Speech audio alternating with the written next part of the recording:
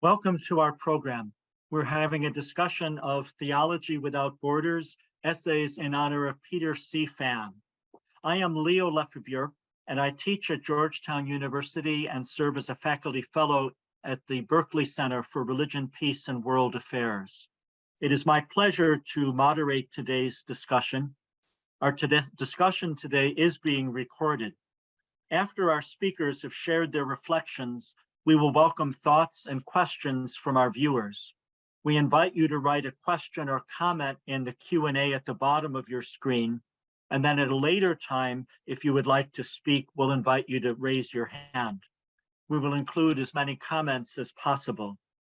I would like to thank the staff of Georgetown University Press for their excellent work in producing this volume, and the staff of the Berkley Center for hosting this discussion. I would like to begin by dedicating our conversation today to the memory of two departed colleagues and friends, Gerard Mannion and John O'Malley of the Society of Jesus. Several years ago, Gerard Mannion conceived the idea of convening a conference to explore various aspects of the work of Peter Phan and to discuss its further implications. Some participants in this conference discussed his work directly. All discussed themes that have been important in his work. Gerard was planning to edit the papers into a book, but tragically, he departed this world in September 2019, and so I took over as editor. One of the most sparkling essays in the volume comes from John O'Malley, who died on September 11th of this year at the age of 95. When scholars probe the origins of today's project of comparative theology, sometimes they go back to the 17th and 18th centuries and think they have found origins. John O'Malley was immersed in the interreligious hermeneutics of the Renaissance, and so he went back further and wrote a wonderful essay on dialogue and reconciliation in the Renaissance and Vatican II. John describes the pioneering interreligious dialogues of Renaissance scholars and gives us a guided tour of the Sistine Chapel, pointing out the Sibyls, who were non-biblical religious seers. Michelangelo painted them together with the prophets of ancient Israel, proposing to the Renaissance popes an interreligious encounter on the ceiling of their private chapel.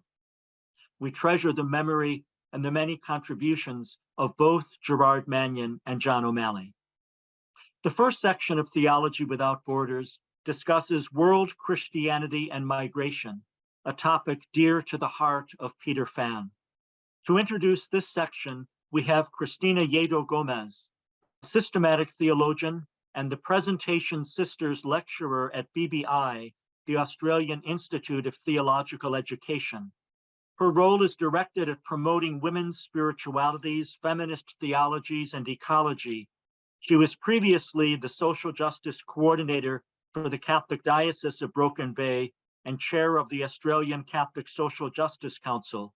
She is also a Religion and Society Research Fellow for Charles Sturt University's Public and Textual Theology Center. And so now I invite Cristina to speak. Thanks, Leo. So I first met Peter Phan in Assisi, Italy in 2012 for the Ecclesiological Investigations Conference. I remember being excited to take a picture with this rock star of the theological world, whose name was thrown around with other rock stars such as Rana O'Malley, Schussler Fiorenza, Monanzan, to name but a few. I was a PhD student then, still naive about the academy, the church, and what I would do to transform those worlds through my thesis and as a budding Catholic theologian.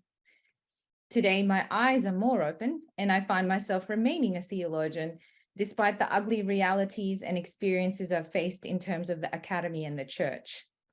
Those among you who are theologians understand all too well what I mean when I say that being a theologian is really a calling, a vocation. No one in their right mind would choose to be a theologian in today's ever-increasing secular and anti-Christian environment, where theological academic jobs are becoming scarce, often lowly paid, lending to a kind of environment which is antithetical to the good news of Jesus this very profession wishes to communicate. For Peter Phan, it is obvious that being a theologian for him is a vocation, particularly as a refugee, a migrant, and a Vietnamese male. As many of us know, Phan has had his own challenges with his own theological work being questioned by the magisterium, when all he wished to do was open up our thinking about who was truly saved, challenging the limited Western categories the theological world had been operating under.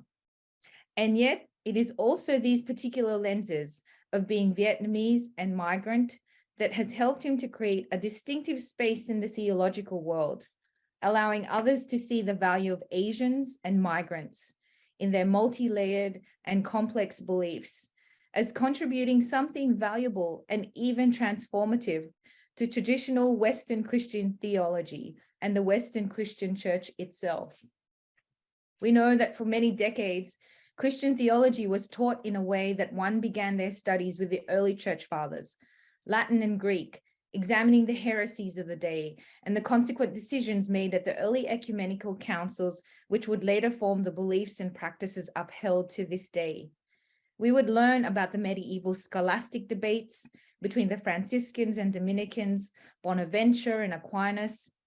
Through all this runs that insidious phrase, extra ecclesiam nulla salus, the stance of the church until at Vatican II came the recognition it needed to be re-evaluated. We would learn of the conciliar movement and theologians who brought about Vatican II experiences of aggiornamento and ressourcement for the church. And maybe, just maybe, if there was room in the curriculum to learn about liberation theology, feminist theology, Black, Hispanic, Latino, Asian, or African theologies, they would be fitted at the end of your classical Christian theological course. This was the way of learning theology for many decades. But such a way of teaching theology communicated to persons like myself, a woman, an Asian, a migrant, that the Western European voice, from the early church fathers to Aquinas and Bonaventure, to the Vatican II theologians, Kung, Congar, Rana, and Schillebeeckx, the white men had more clout than a woman's, a Latin American's, an African's, or an Asian's voice. Just as my Philippine ancestors were colonized into thinking that being white, Western, and Christian was more superior than being brown, Filipino, indigenous, I had internalized a similar message as a theologian and Asian woman. I felt I could not publish a proper theological article without quoting dead white men and a phrase in a Western romantic language, the colonizer's language, such as French, Spanish, or Italian. But thanks to the development and ever-growing body of liberation, feminist, global, and indigenous theologies, including Asian theologies created by theological giants such as Peter Phan, the theological world has been continually challenged to move from its white, patriarchal, colonial, heteronormative centric approach and make room for the marginalized voices of women, refugees, migrants, Asian, African, non-Western voices, non-normative voices. Moreover, voices such as Phan's challenge us to take these marginalized voices seriously rather than as addendums or simply supportive of the white Western male theological traditional discourse. I once attended a conference on migration where Peter Phan, as keynote presenter, challenged the audience with his reappropriation of that adage, outside of the church there is no salvation. He proposed instead that extra migrationem nulla ecclesia, outside of migration, there would be no church. And looking around my parish at last Sunday's Mass, it was the Asian, African, and Latin American migrants who were filling the pews. Phan is not wrong in his bold reappropriation of that old church adage. White Anglo-Celtics were far and few between, despite the large numbers who built and attended the church in the past.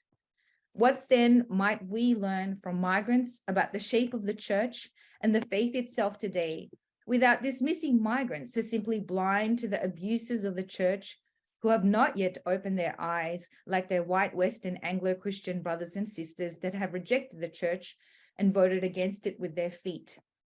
How might we learn from Asian, African, Latino American migrants and their theologies about living in pluralistic, multi-religious, complex, sinful, and holy contexts? And how can we see the church itself as being able to embrace a pluralistic, complex, multi-religious reality in the world, whilst addressing its own nature as ever sinful and holy, always called to holiness, always called to reformation, semper sancta, semper reformanda. It is fitting that this book, Theology Without Borders, begins with the section World Christianity and Migrant Theologies, because when one thinks of Peter Phan, one does not think of that flighty character, the mischievous young boy in a green suit who never grows up but lives in fairy tales all of his life, Peter Phan. Rather, you think of a man who has dedicated his life to the church and the academy, to transforming the academy and the church through the lenses of being a migrant and Asian, opening our understanding of Catholicity in its truly global sense. Dale Irvin, in the opening chapter, in fact, speaks of these lenses as the way in which Phan has reconstructed our view of world Christianity. Meanwhile, Antron and Jonathan Tan, students of Phan, exemplify the way Asian and migrant lenses can be taken as serious theological contributions, reimagining our understanding of church, ecclesial belonging, and global belonging. Gemma Tullard-Cruz takes up Phan's coined phrase, Deus migrator, God as primordial migrant, to move us from any tendencies to other the migrant and refugee. If we are all made in the image of God and we are all on the pilgrimage to God, we are all migrants. We belong somewhere and don't belong anywhere, always moving, always changing. My contribution takes Phan's tripartite method of theologizing and applies to the tragedy of migrant women who find themselves in domestic violence situations, which are justified by distortions of Christian beliefs. 10 years on from when I first met this rock star who acts nothing like a rock star at all, I might have to buy you a leather jacket, Peter. I have somehow found myself the privilege of being among his company of friends and colleagues, called upon to contribute to volumes such as this one, Theology Without Borders, and another upcoming, the Oxford Handbook of Asian Christian Theology. Because Phan chooses to use his position of privilege to uplift marginalized voices, women, persons of color, non-tenured persons, persons who do not have and may never have theological rock star status. But theology was never about being a rock star anyway. Peter is dedicated to living his beliefs of preferential option for the poor. He even told me once he would never take up a business or first-class flight out of sheer principle. Peter, you might regret that promise when your back is aching from bending over reading too many theological books. I thank him for his friendship, mentorship, and the opportunity to contribute to volumes such as this, to continue the ongoing challenge of transforming both the church and the academy. Thank you very much, Christina, for this wonderful overview, very helpful. The second section of Theology Without Borders explores Christian identity and religious pluralism. To introduce this section, we welcome Stephanie Wong. Stephanie is a theologian and scholar of Christianity in East Asia, especially in dialogue with Chinese religious and philosophical traditions.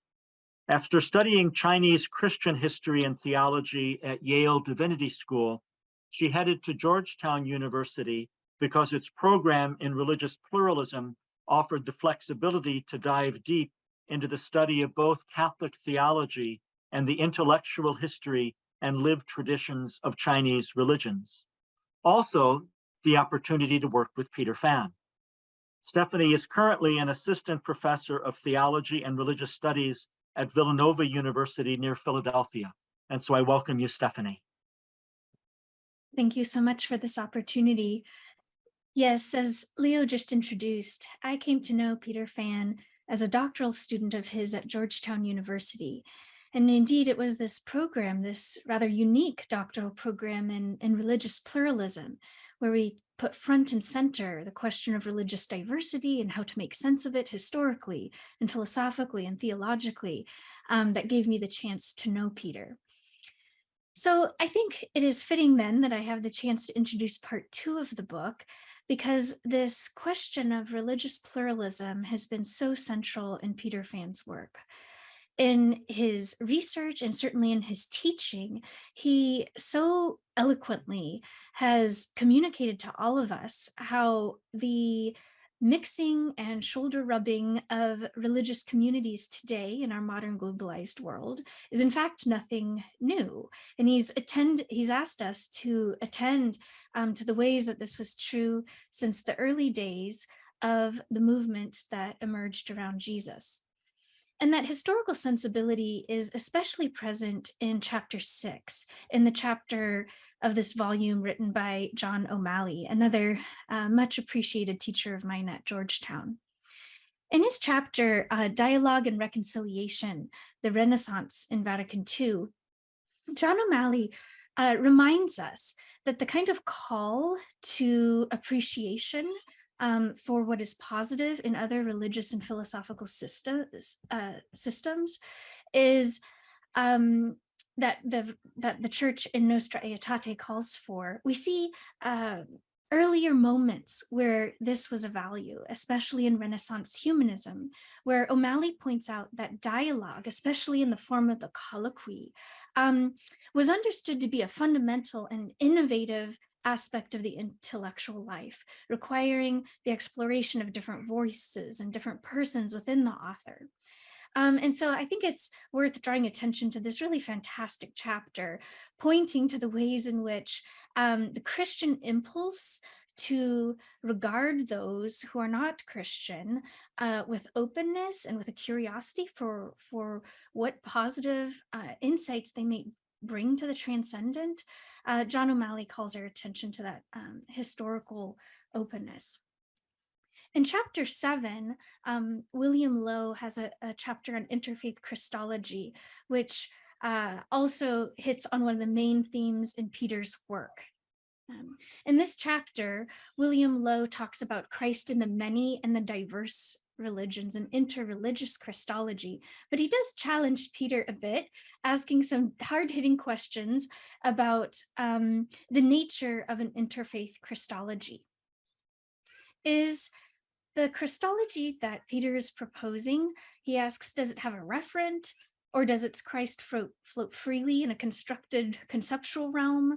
If, for instance, in other religious communities, you might talk of Buddhology or Christology, is the turn towards hermeneutics in Christology, does that fall still within then the realm of Christian theological discourse?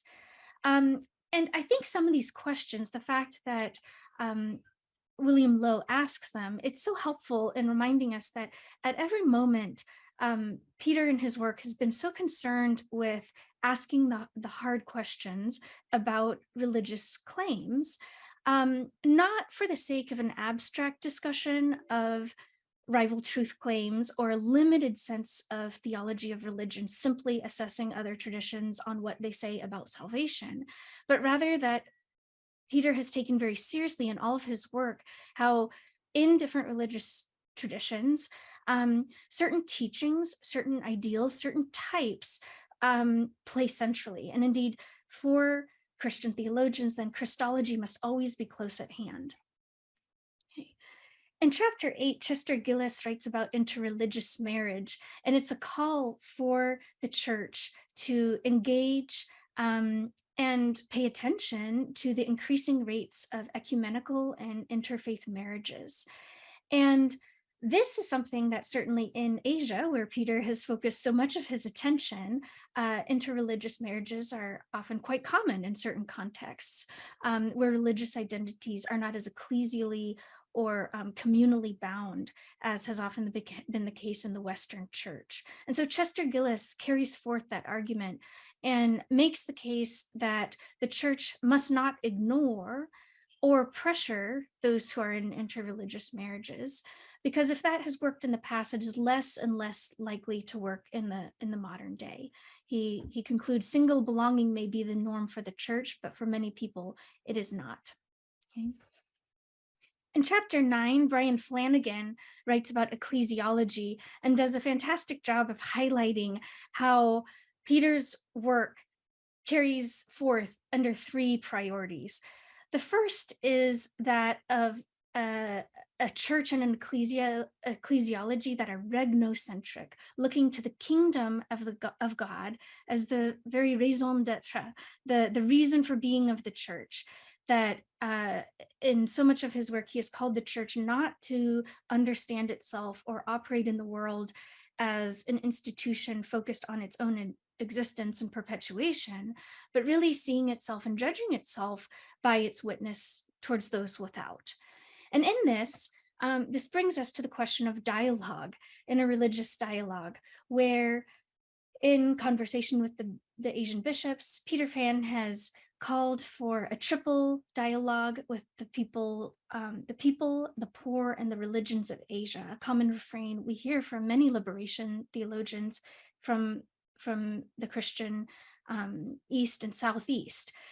And so in this call for the church to witness outwards rather than defend itself, to engage in the triple dialogue to the people of Asia and with and among the people of Asia, Peter Phan has promoted an ecclesiology of kenosis, where the church no longer exists for its own sake, but in a dialogical care for the other. So Brian Flanagan presents this threefold contribution of Peter Phan in compelling relief. Now, my chapter, I think, in the book is a little bit odd in that it turns slightly from theology to look at the context of the church in mainland China.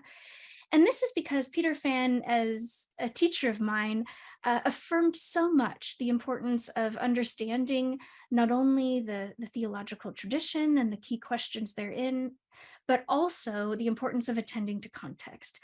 He stressed throughout so many of our doctoral programs experience the importance of understanding the history, the social context, the way in which value is construed in different societies. And so in my chapter, what I'm seeking to do is explain in brief why interreligious dialogue, at least in a formal sense, has not been as widespread in the mainland Chinese church as perhaps elsewhere. And the main reason for that is the very hefty role of the state in the social sphere and in spaces where religious dialogue and religious harmony are talked about. Indeed, Peter so often has reminded us, when we are liable to forget it here in the Western Academy, that in many Asian countries, the state and the presence of the state must never be forgotten. And so my chapter is in some sense a testament to that reminder, in noting how the possibilities of interreligious dialogue and also the authorities who define that space include not only quote unquote private actors like private institutions or private religious organizations, but that also the ground for dialogue is in China first set by the state in many ways. And so that can be both an opportunity, but also a hindrance to interreligious dialogue between groups. So I think that this section on religious pluralism reminds us of Peter's really extensive contributions in thinking theologically about the fact of religious diversity, that it is not anything new, but nonetheless needs to be brought to the center of theological reflection, not as an afterthought when we've done our systematic theology, that we turn to the fact that there are other religious traditions out there doing things, making claims, but that the fact of religious diversity has been an animating force engendering theological development right from the beginning, and it continues to be in all kinds of distinct other locations. Thank you. Thank you very much, Stephanie, for this very thoughtful reflection. The third section of Theology Without Borders examines eschatology, another favorite subject of Peter Phan. Brian Doyle will introduce this part. Brian Doyle is professor of theology at Marymount University, where he has served as department chair and the director of the Center for Ethical Concerns. He earned his PhD from the Catholic University of America, where Peter Phan taught prior to his coming to Georgetown University.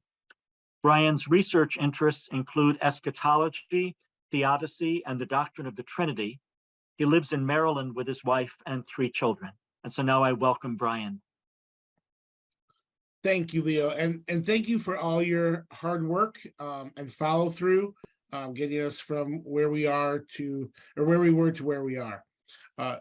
If we're starting off with how long we've known Peter, if I did the math correctly, I was in his theological methods class 25 years ago this fall, which means I was 9 when I took that class.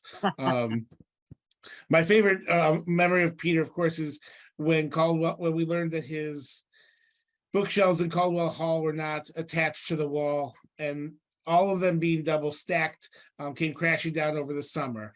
Had he been in his office at that time, we would have one less participant in this conversation. So I've been invited to speak about the 3 chapters on eschatology. Avoiding the cliche, Leo did not ask me to go last, and I appreciate that. Phan's theological interests have developed over his career, as his CV at the end of the book attests. You should brace yourself for that CV at the end, and it's going to make you wonder what you've been doing with all of your time while he's been writing. Arguably, though, Peter's first passion was eschatology. This is a quote from him. Eschatology has been a constant concern of my scholarly endeavor. Indeed, my first doctoral dissertation deals with the eschatological vision of the Russian Orthodox theologian Paul Banchoff. And my second, with that of the German Catholic theologian Karl Rahner. Even my third deals with aspects of eschatology, end quote. This section of Theology Without Borders contains 2 excellent articles examining Phan's contribution to this study. Alan Mitchell provides us with an interesting analysis of the early migrant church and the book of Hebrews. Mitchell points out, as he found in an article written by Phan, that the Christian church has always been migratory. He argues that Hebrews is a sermon encouraging the readers to show hospitality to all, including the Greeks and other migrants. In the tradition of the Jewish prophets, Hebrews is a call to love and care of the migrants as a Christian ethos. Migrants suffer greatly, and Jesus shared in their suffering. The audience of this sermon is being reminded that what the Jewish Christians shared with Hellenistic Christians is also shared by the experience of Christ Jesus, the hardship of being marginalized and of being rejected. Mitchell's study into the book of Hebrews is interesting and demonstrating incredible knowledge of the text. Yet the theme that he finds in Hebrews that he relates back to Phan is one of hope. Quote, when hope is the antidote to the insecurity of the refugee, it naturally becomes an eschatological concept, end quote. The underlying message of Hebrews is that the right behavior toward the others can instill hope for us all, especially the marginalized and vulnerable. Mitchell quotes Phan. In contrast, hope is vigilant, standing on tiptoe, a longing expectation, a leaning forward, and above all, hope is embodied in actions to bring about, or at least prepare for and anticipate the coming of the reality that is hoped for, end quote. Before moving to the next article, though, I wanted to highlight the final paragraph of Mitchell's text for 2 reasons. First, it contains a joke. Jokes are rare in theological texts, and with respect to Alan, often from biblical texts. But as you read through Theology Without Borders, you'll find many jokes. Now, I can't imagine that the AAR or CTSA or even CTS gives an award for the funniest book in a discipline, but this book's got a shot at that. Mitchell's joke is good, but its presence reflects our honoree, who, while he takes theology seriously, is always looking for an opportunity to make us laugh while we think. Years ago, he gave an address at Marymount at my request. We gave him a nice award. And to my new president and provost, he introduced me as, quote, the best C student I ever had, end quote. The joke Mitchell shares is that he believes the author of the book of Hebrews, a constant question among biblical scholars, is to be, quote, Peter Phan in another life. End quote. This clear reference to reincarnation from Catholic theologians demonstrates further that Mitchell did not read Charlie Curran's essay on the CDF investigations prior to his submission to this volume. But it is a great, great work. The other great contribution from this section is written by Keith Ward.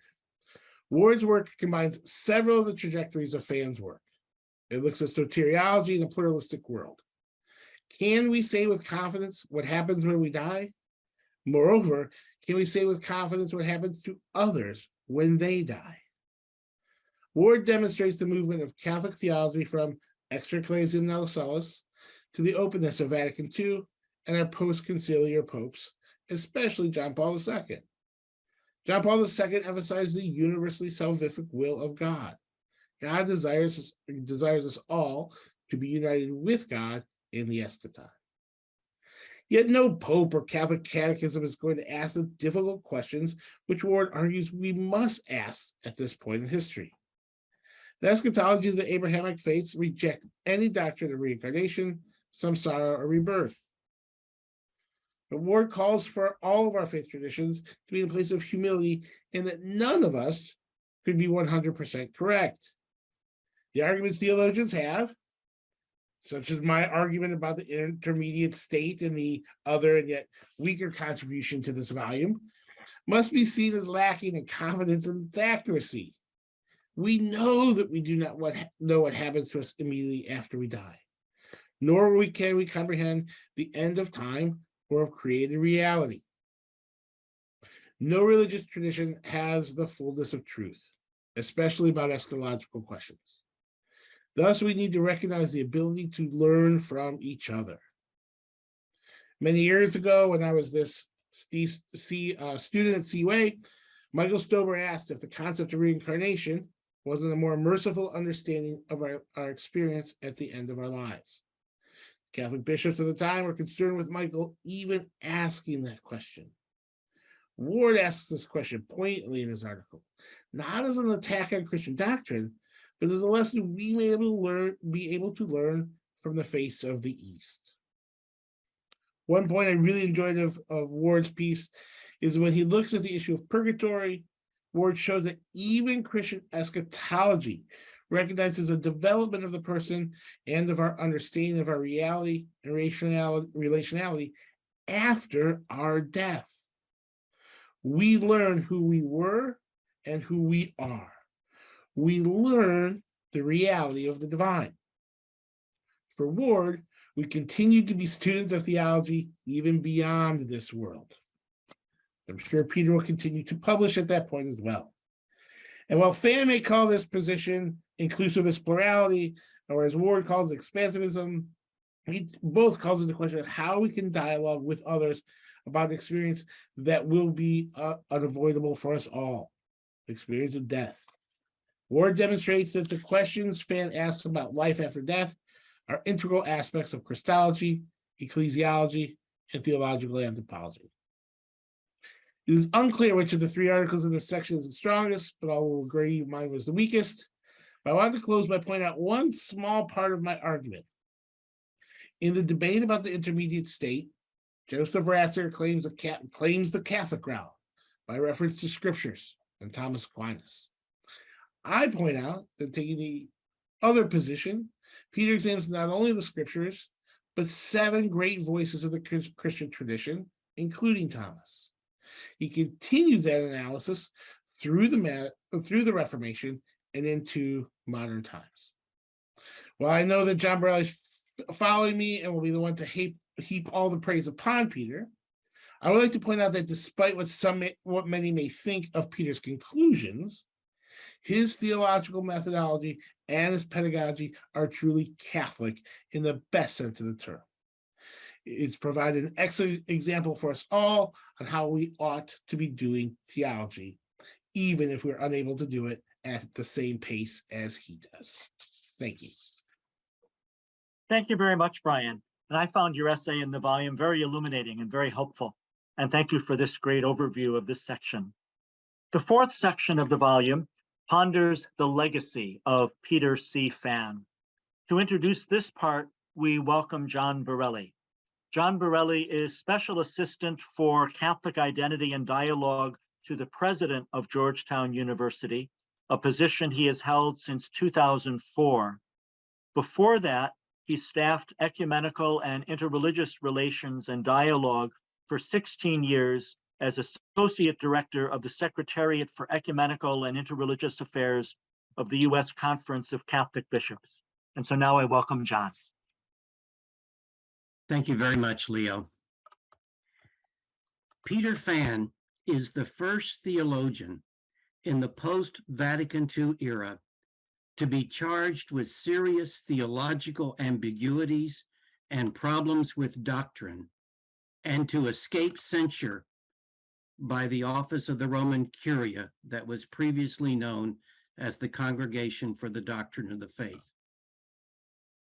With the 2022 reform of the Roman Curia by Pope Francis, that office has become the dicastery for the doctrine of the faith, and no longer has the supreme status that it held over other Vatican offices other than the Secretariat of State.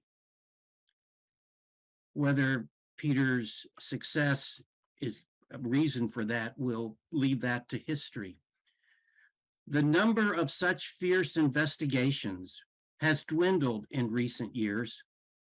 Before that, beginning in the early 1980s, a little more than 15 years after the close of the Second Vatican Council, the Congregation for the Doctrine of the Faith, the CDF, became a watchdog, reacting to developments in church life and to disciplining theologians and Catholic Church leaders when the CDF judged by a less than generous set of guiding principles certain interpretations and strategies that they felt strayed from the teachings of the church. Actually, Peter Phan was guilty of seeing the obvious in the documents of Vatican II, especially the Declaration on the Relation of the Church to Non-Christian Religions and related documents, especially the Dogmatic Constitution on the Church, the Decree on the Church's Missionary Activity, and the Pastoral Constitution of the Church in the Modern World. Nostra Aetate, that declaration on the relation of the Church to non-Christian religions, addressed the de facto religious pluralism of human experience, a teaching held in some ways by Renaissance humanists who found inspiration in some of the writings of early Christian authors, especially those who found inspiration in the ancient Greek philosophical and cultural authors. Nostra Aetate suggested then the way of dialogue and engagement in the interreligious realm of human experience. Peter Phan addressed the charges against him directly, which astute strategists at the CDF would then discern might result in a public relations loss on their part, and shifted the effort to the U.S. Conference of Catholic Bishops. Peter Phan was not going to expend efforts to write a book-length defense of his book, Being Religious Interreligiously, without compensation to himself and his institution. He eagerly welcomed the opportunity if carried out with justice, and signed nothing. In Theology Without Borders, the well-known teacher and scholar of Christian ethics, Charles Curran, who eventually lost his teaching position at the Catholic University of America after decades-long struggle with Roman and university authorities, reviews the case against Peter Phan, comparing the details with other famous cases. Peter never had a hearing, but he received the same judgment as those who had hearings, charged with ambiguities.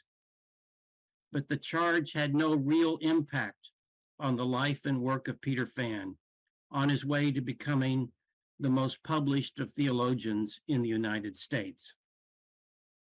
Peter Phan is a pioneer in the field of world Christianity and Asian theology. For his first 30 years, Peter's life and experience were rooted in his homeland of Vietnam and in other assignments in Southeast Asia, besides his formal education opportunities in London and in Rome. By his early 20s, he was an instructor at his religious order's seminary college in Hong Kong, and he ended that decade teaching philosophy and theology at his order's college in Dalat, Vietnam. Thus, by the time he had accompanied his family as refugees to Dallas, Texas, around the time of our American bicentennial, Peter Phan had reflected on his faith at the center and on the periphery of Catholicism. He had a little more than a decade in Texas to reflect on those experiences, probably pinching himself and asking whatever happened. By the time he got to the Catholic University of America, the church was well into the third decade after the momentous event of Catholicism in the 20th century, and in his life and that of many of us who were coming of age at that time, Vatican II. So different from previous councils in several ways, one of its several features as a council was being a council at a time of transition, was how it had both colonial and post-colonial features. The succeeding decades witnessed the expansion of globalization even before we had the term globalization. Catholics today in the global South are outnumbering the European homeland of Roman Catholicism and its closely aligned North American expansion.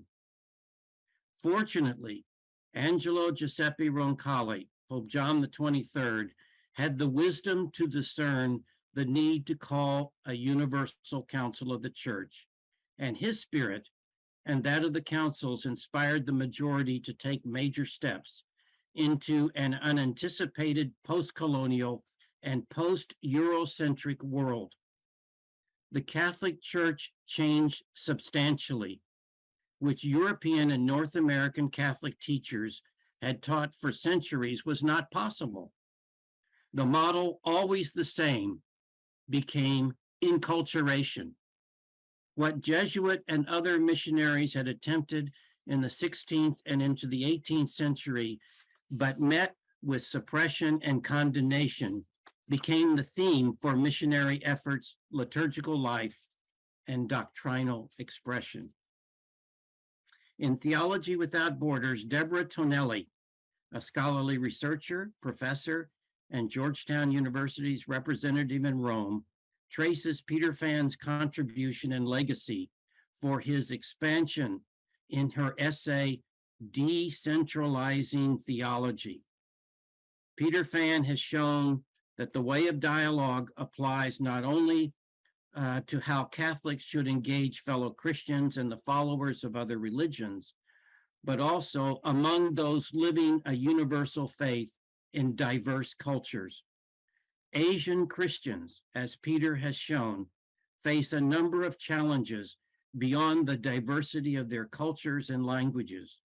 For example, poverty and other effects of European colonialism, including increasing numbers of migrants and refugees, and the suspicions and social isolation of minority groups. The challenges from the increasing emphasis on Asian Christianity for those who want a centralized universal is for European and North American theologians and leaders to develop a more pastorally sensitive approach to church life, and moreover, to understand the overlooked diversity often suppressed in the dicta and norms issued from Rome, but expressed by everyone in the lived popular piety of European and North American Christians. Deborah Tonelli also points out how Catholic social teaching becomes takes on an urgent meaning in an Asian context, and how Peter has shown that the prophetic voice of that tradition should speak and be heard and be effective, needs imagination and creativity. There are many identities and thus a diversity of aspects to Peter Phan's legacy, some of which may surprise those who already have fixed ideas on what that legacy may be. That is the theme of his departmental colleagues, Leo Lefebure's contribution, Counting the Uncountable in Theology Without Borders. Peter Phan's book publication record is also a record of his multiple identities and may explain why some of his avid readers may know only one or two aspects or sides of his work and of himself. Once settled from the turmoil of the late 1960s while he was a Vietnamese living abroad and expanding his education, and then returning to his home only to become a refugee and having to make responsible decisions for helping his parents and siblings survive in a new land. After all of that was done, Peter Phan could begin his book publications. First, showing the urgency of his Asian psyche, he published On Social Thought, the focus of his work for his first doctorate. Then on the particular orthodox features of the contemporary theology of a 20th century Russian Orthodox theologian and refugee like himself, the subject of his second thesis of his three doctorates. From there, he interpreted Karl Rahner, arguably the most important Catholic theologian up to and through Vatican II, and several successful books followed that on the questions of death, eternal life, grace, and final fulfillment. Then he returned to Southeast Asia, producing a definitive work on the 17th century Jesuit missionary to Vietnam, Alexander de Rhodes, and his contributions to Vietnamese culture, and how Vietnam shaped Rhodes' understanding of mission and communicating with a population so different from one's own. A number of books attempting to influence the rethinking of missionary activities followed that, and often with a focus on Asia. He expanded into Asian Christianity and Asian theologies and religious pluralism and interreligious dialogue. There are 17 titles of these monographs, with 2 forthcoming, but one should then look at the 19 more books that he edited, some of which were in honor of very grateful colleagues. Each of these contributions, these 19 volumes, show some aspect of the legacy of Peter Phan and the diversity of themes that are addressed. Despite these numbers of accomplishments in theology, Leo Lefebure points out how Peter Phan said that he was an accidental theologian, in that he expected to continue teaching philosophy after earning a doctorate, but found himself teaching theology at the University of Dallas and getting a second doctorate. Could he have imagined such a possibility when he was in Rome 10 years earlier, getting the standard doctorate in sacred theology that future seminary professors needed for their religious orders and seminaries?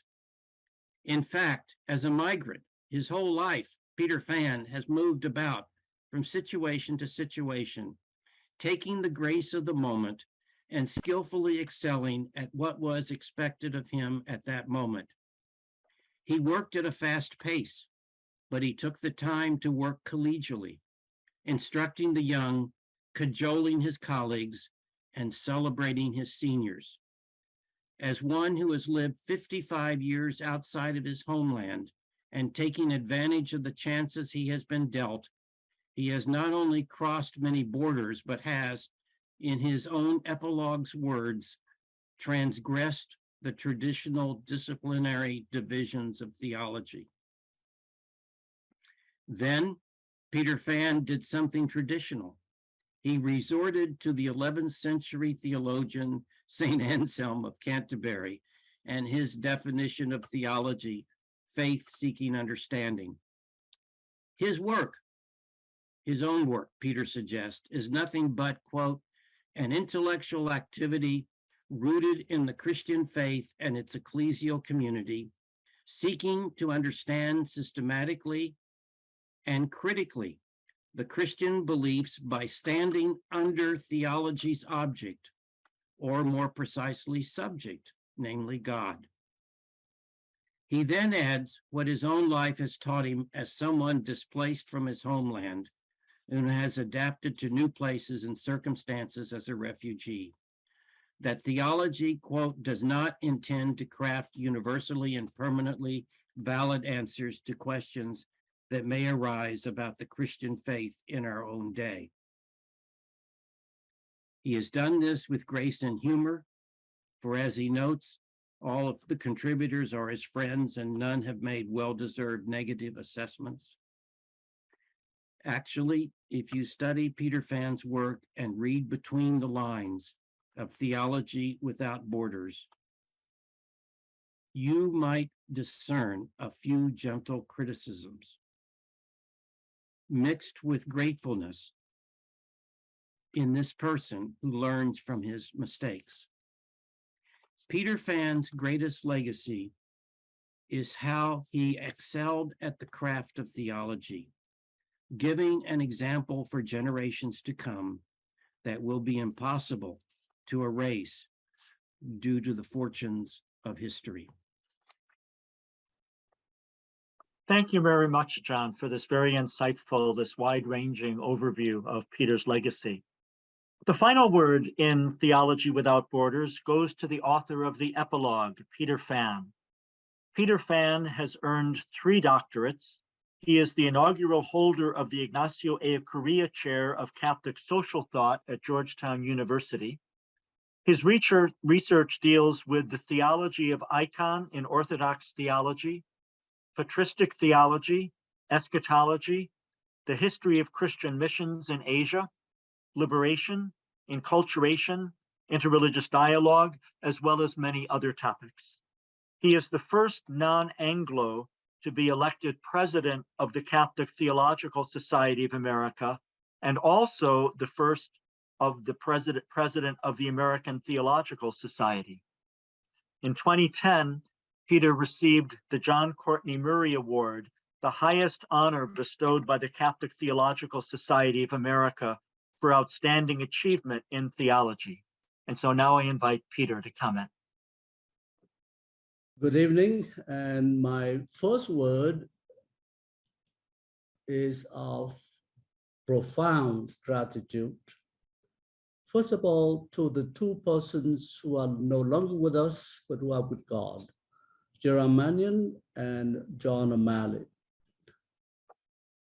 They were my closest friends, not only in terms of intellectual work, but also as personal friends. So it is in their honor and their memory that I would like, as Leo mentioned at the beginning of our session, to remember them in thanksgiving and gratitude.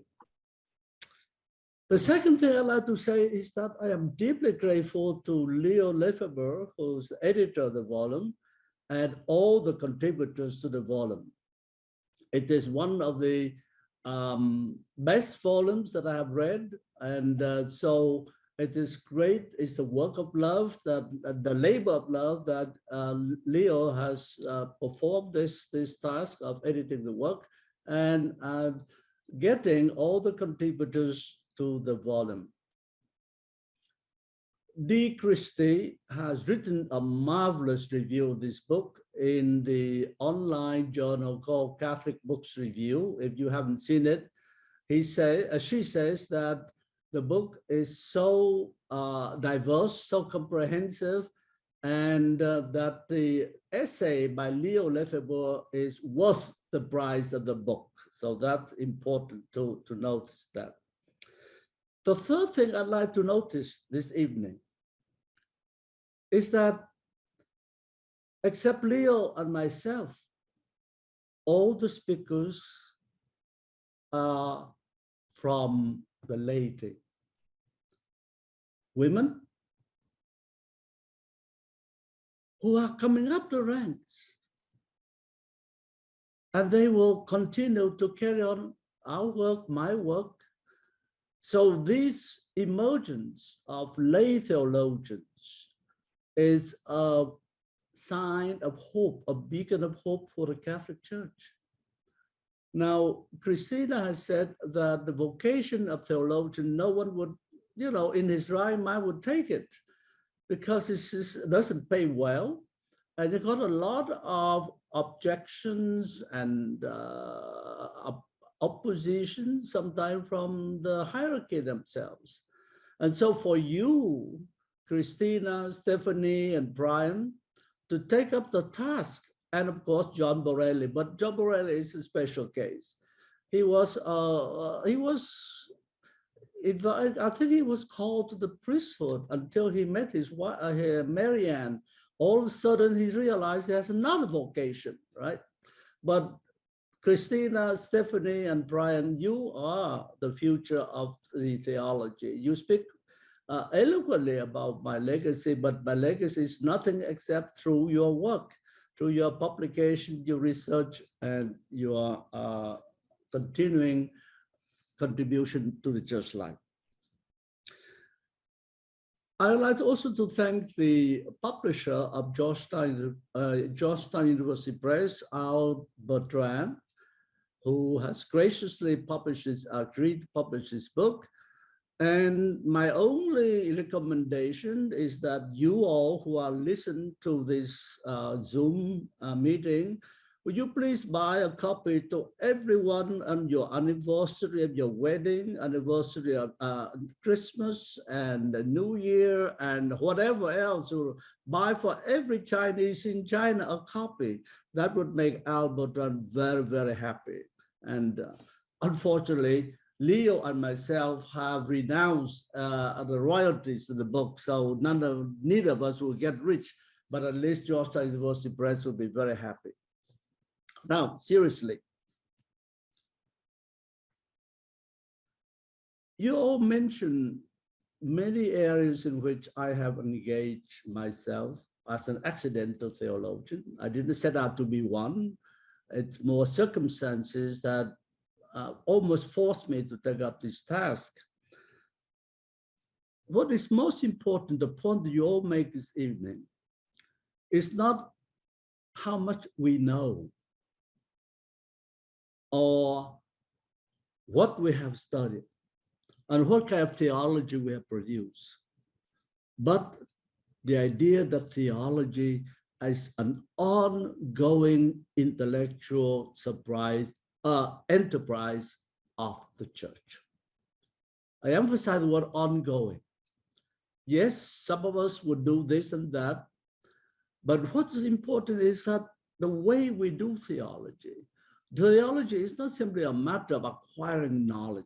It is acquiring knowledge, but also the way of doing theology in a way that opens up new avenues, new horizons, new perspective for people who follow us. I am teaching a course this semester called Death and the Afterlife, the last course I teach in my career to undergraduate because I'm on phase retirement. And one of the idea that the student point out to me is that at the moment of death, one does what we call a life review, right?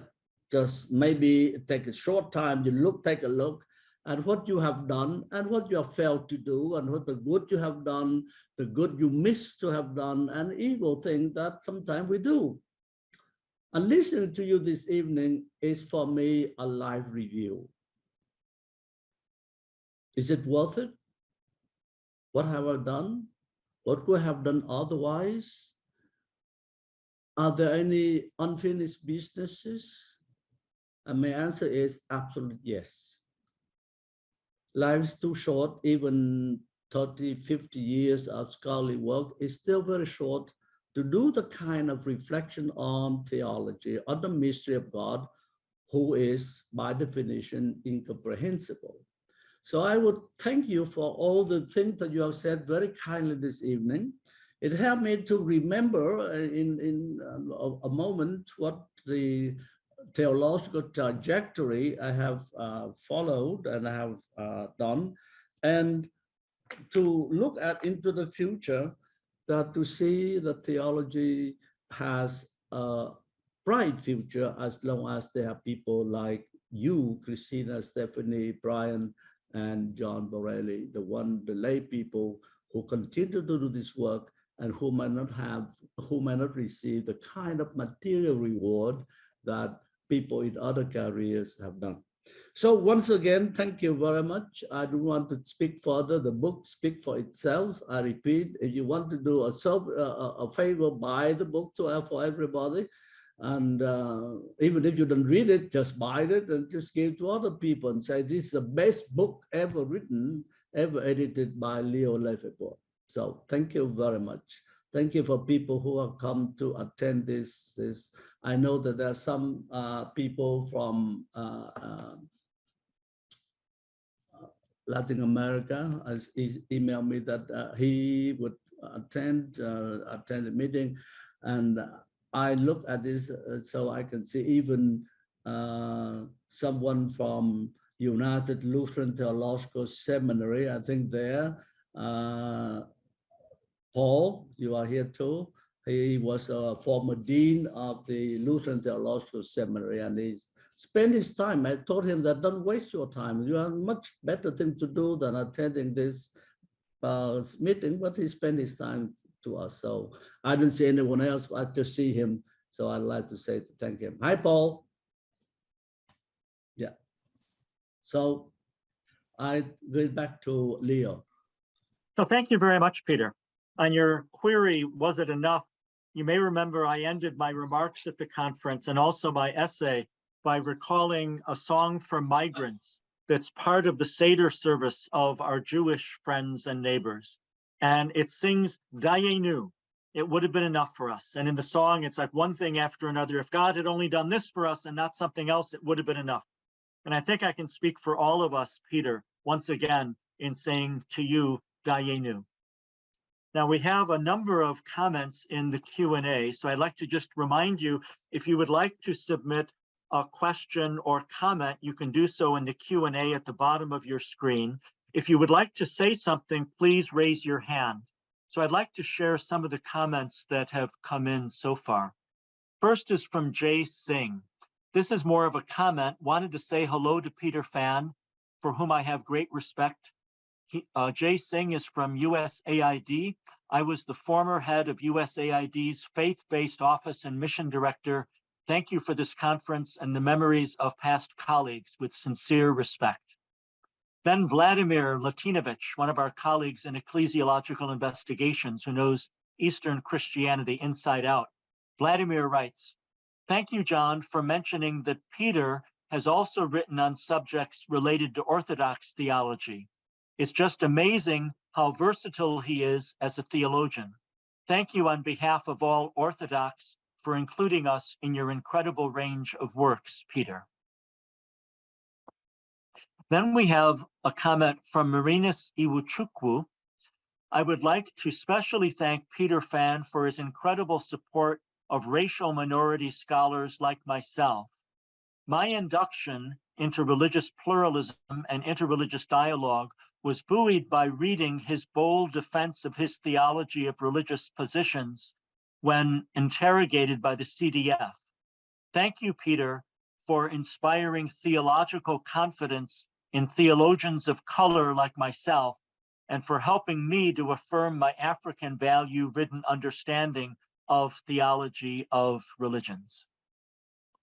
So thank you for all of our comments. Leo, there was a comment from Vladimir about thank you for mentioning Orthodox theology.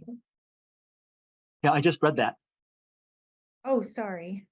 Yeah, then here's one, Mark Chapman here. Thanks for all your support in the ecumenical world. Here's to many more books. Thank you, Mark. Okay. Any comments from any of our panelists? Any further thoughts? one kind of interesting thought. We've mentioned John O'Malley, and whose essay I think all of us managed to make some slight reference to. It was a marvelous essay for as short as it was. I recall when we buried John O'Malley at the cemetery here on campus at Georgetown.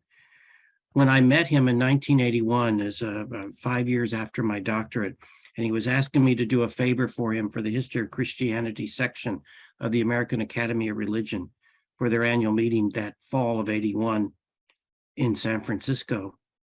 I could not have even imagined that I would be standing at his graveside on the campus of Georgetown University. And I look at Peter's life, and we've pointed this out. It's also interesting that my year in Vietnam was 1970, but Peter, you were in Rome then, weren't you, in 70? So we missed each other.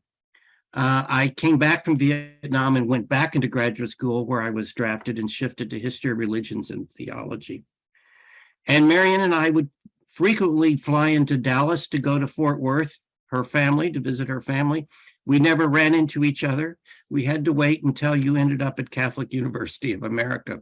So even our various migrations, we kept missing each other. I'm just kind of touched by that.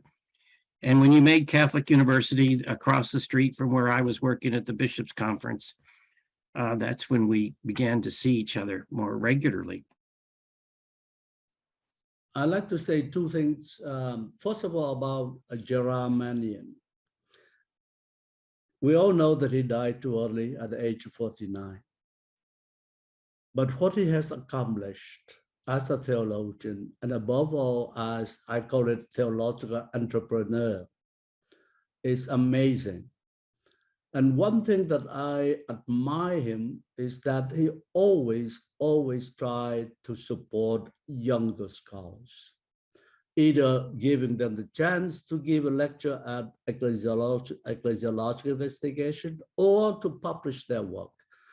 This is amazing for a man who always stood for the underdog, the injustice, women who were excluded from the theological circles. So this is something that I myself have learned from him. I have tried my very best to promote the younger, my own students at Catholic University, like and at Georgetown University. So that's one thing. The second thing is the episode about John O'Malley.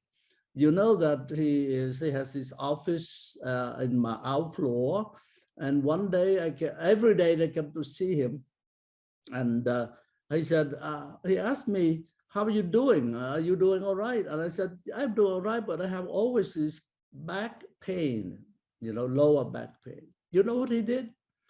He said, "Do like this." He topped down on the floor of his office and showed the kind of exercise I should do every day. At the age of 85, 86, he just dropped the floor and raised his legs and said, "From now you have to do this every day, several times a day." This is John O'Malley. He's a giant in the history of the Renaissance and of the church. And yet nobody knows that how humble, how friendly, how caring he was.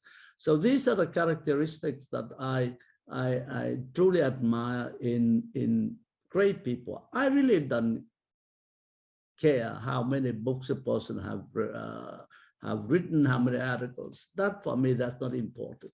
But how that person treats the younger people, the less fortunate that they are. So it's very much a question of sometimes opportunities. You know, if I had stayed in Vietnam, I would never become a theologian now. What, am I crazy? You know, I just do things. But because I am forced in this country, you have to have tenure, you have to have publication. So you do it because opportunities require. And then once you have that opportunity, you must turn around and give the same opportunities to others, to younger people. So that's a lesson that I learned from Gerard and also from John O'Malley. Thank you, Peter. We have a couple more comments here. One is from An Tran, another dear friend of ours, a Jesuit originally from Vietnam. So An Tran writes, "Thank you, Leo, for organizing this webinar. Thanks to my colleagues, Christina, Stephanie, and John for your presentation on Phan's works and life. Thanks too to Brian for your comments on Peter's work on eschatology." And then Jan Neelan sends a message. "My warmest regards to Peter, Jan Neelan, the Netherlands." So we thank you. Thank you, And Jan. there's a comment from Paul Rajashekar. "Thank you, Peter, for your contribution to the Church Universal. Your participation over the years at the Asian Theological Summer Institute, United Lutheran Seminary, Philadelphia, is invaluable. I have often thought of you as the best Protestant theologian the Catholic Church has ever had." Paul Rajashekar. Thank you very much for that comment. Thank you, Paul. Then Miriam Wissa in London writes, "Thank you very much to the panel and Peter for this important meeting. I am thrilled to have been able to join. I liked the topic of migration from theological viewpoint, and in the context of religious pluralism, it is important to consider migration not only the push and pull factors of destination, but also from the spiritual perspective, from an apathetic facade of a faith as a restless journey." So thank you for that comment, Miriam. Then Andrew Park. "Peter, thank you so much for your radical inclusiveness. Do you have any things you exclude from the interreligious dialogue? What are your border boundaries in the dialogue?" So Peter, any thoughts? The title of the book, Theology Without Borders, presupposes there's a concept of borders, and that's why you want to do away with. The notion that theology without borders is an explicit, intentional attention to something that is other than ourselves. Borders here, I do not mean simply we do not mean simply geography. Yeah, today with all the means of transport, we can go anywhere we want. So the questions of geographical borders is not important. It was important for the missionary in the 16th century. Matteo Ricci, people who went to China, they had to go at least average 6 months to a year by ship to go. Geographical borders were important then, but no longer important now. The most important borders are the cultural borders. We tend to think that our culture is complete, is perfect. The borders of ecclesial borders, that think that our church has a limit, everything that is outside of it, there is no salvation, as Stephanie reminded us. The cultural and the ecclesial borders are much, much harder to overcome.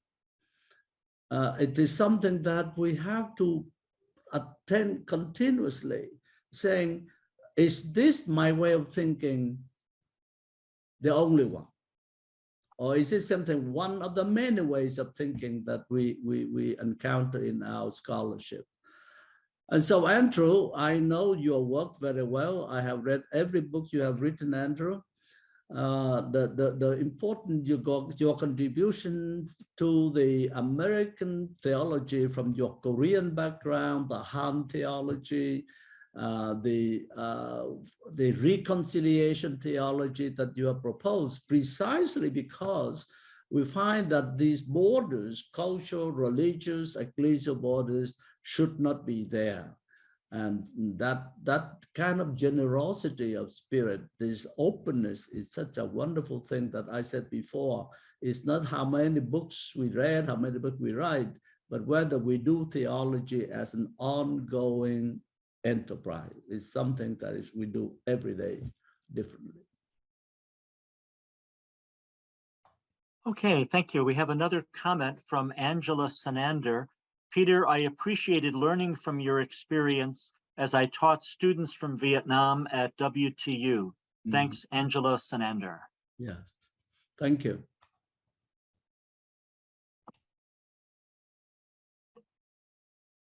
So do we have any other thoughts, comments? Stephanie? Stephanie, please. Hi there. I just wanted to speak to the way that he lived out what he was describing as the importance of caring about the generations of scholars below. And he's done it in a way that crossed borders. So I just want to share how I think for many of his students, and I was certainly a beneficiary of this, he encouraged us to go in our scholarly journeys and travel for conferences if we could. I remember being a doctoral student still in coursework and so anxious about so many things, not knowing where I fit in the academy, not sure what conversations were worth trying to be part of.